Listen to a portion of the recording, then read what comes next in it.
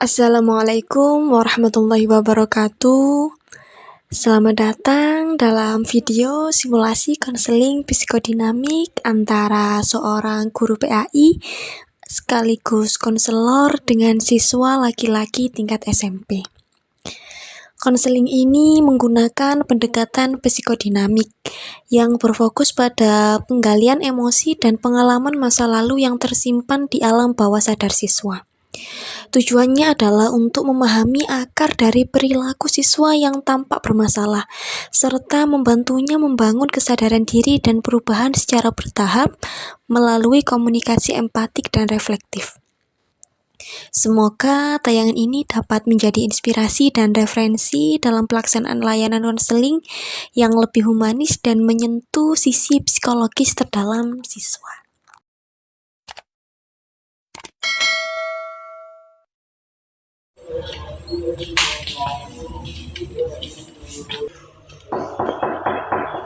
Assalamualaikum.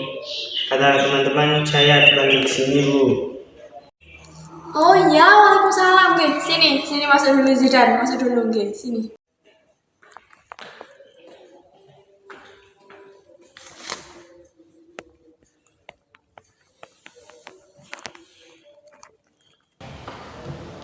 Terima kasih kamu sudah mau kesini. Bukan di sini tuh nggak mau marah-marah, bukan di sini tuh nggak mau menghukum kamu, menghakimi kamu.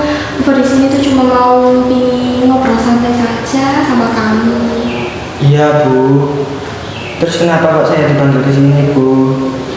Enggak, kamu tuh nggak salah apa-apa. Bukan di sini tuh cuma pengen lebih kenal sama kamu. Bukan tahu kamu tuh sering dicap nakal. Bukan tuh tahu kamu tuh dicap anak yang sering bermasalah sama teman-teman. Tapi bukan tahu kamu ngelakuin itu tuh pasti ada alasannya. Apa sih yang kamu rasakan deket-deket ini, hari-hari ini tuh apa yang kamu rasakan? Gak tahu, Bu. Aku ngerasa kayak ingin marah-marah terus, Bu. Karena semua orang tuh nyebelin semua, Bu.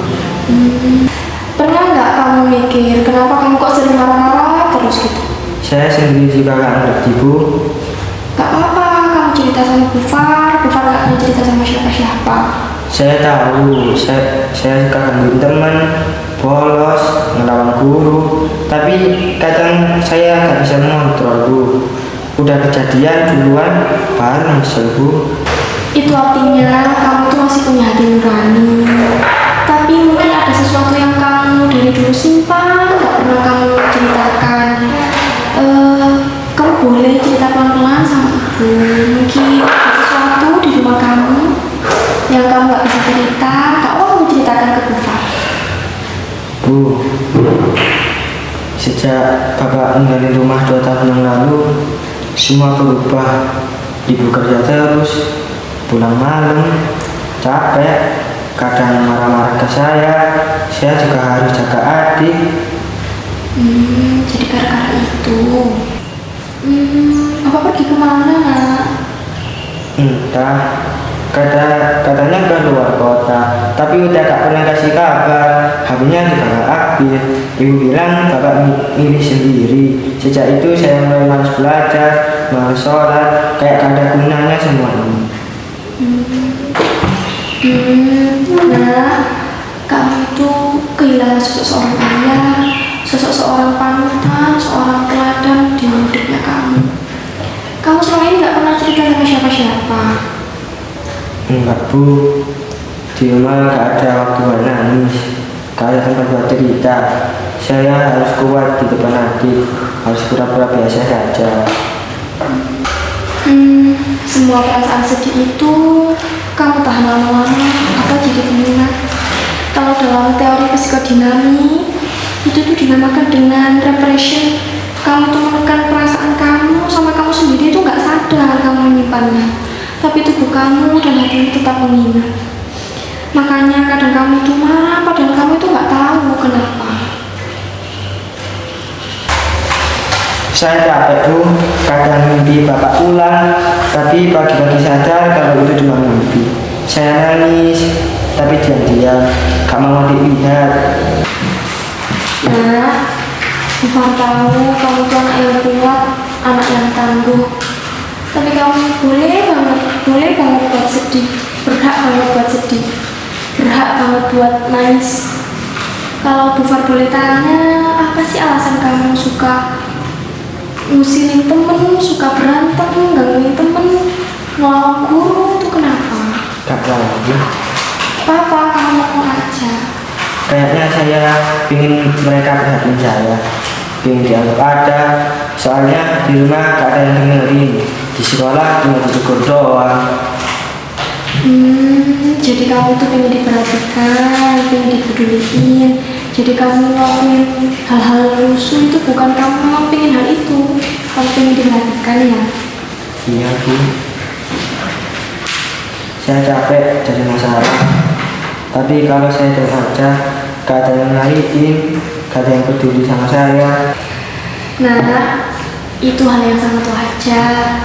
Bu Far sangat paham kadang anak-anak yang paling berisik adalah anak-anak yang paling butuh diperhatikan. Tapi Bu Far juga ingin kamu tahu, kamu cari perhatian itu gak harus dengan cara kamu menyakiti diri kamu sendiri atau orang lain. Bu Far gak ingin kamu langsung berubah seketika. Bu Far ingin ngajak kamu berubah secara pelan-pelan saja. Kamu mau berubah dari langkah kecil, nah? Iya Bu. Bu Far ngasih kamu buku, ini buku catatan. Bu Far ingin kamu cerita apa saja di sini. Kamu boleh hanya nulis ekspresi, kamu boleh menggambar, kamu boleh cerita tentang ibu, tentang teman-teman, tentang ayah kamu. Kamu cerita ke sini. Nanti kalau kamu izinkan, kamu boleh baca bareng sama Bu Far. Kamu mau? Iya Bu. Kemudian kalau waktu pelajarannya Bu Far, waktu pelajaran PI sama BTQ, Bu Far pengen ngasih kamu tugas jadi penanggung jawab keheningan di kelas. Jadi kalau ada anak-anak yang rame, kamu tulis ya, nanti kamu kasihkan ke Bu Far. Kalau kamu berani, kamu tegur temanmu dengan baik-baik juga boleh ya. Bu, kalau saya gagal untuk berubah bagaimana Bu? Kalau saya buat masalah lagi bagaimana? Gagal itu bukan akhir. Rasulullah pun berdakwah setelah bertahun-tahun sebelum akhirnya diterima. Yang penting kamu itu sudah mau melangkah. Bu Far gak untuk kamu jadi anak yang sempurna, karena manusia gak ada yang sempurna. Tapi Bu Far mau kamu jujur dengan diri kamu sendiri, dan kamu sudah mulainya. Kamu sudah mulai dari sekarang. Terima kasih Bu.